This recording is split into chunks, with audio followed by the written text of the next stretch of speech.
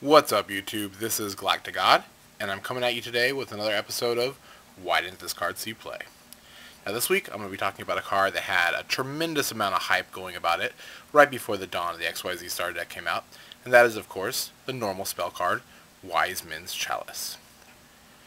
Now this card has an effect that says, if you control a monster, select one monster in your opponent's graveyard, special summon it, and then during the standby phase of this turn, give control of that special summon monster back to your opponent.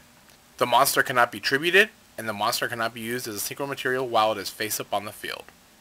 So, what advantage does this card have, you might ask yourself, and that is to use it to grab materials for Exceed summons. So, right before the dawn of the Exceed starter came out, I remember people ferociously looking for this card, paying, $10, $15 for it for anyone that had them because people really wanted to be able to use the Exceed mechanic. So, with that much hype going into it, what happened to this card? Why did this card never develop into a playable choice? It's essentially kind of like a Monster Reborn that lets you bring back a monster from your opponent's graveyard and then Exceed with it. So with that great combination in mind, what is it that's holding this card back? Why is it that it never seen any real competitive play? For me, I think what it is that most players are paranoid of bringing out that monster and then having to give it back for some reason to your opponent.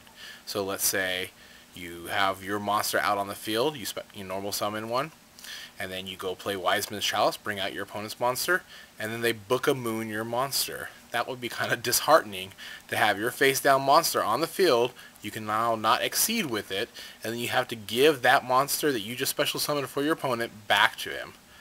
Very kind of whack.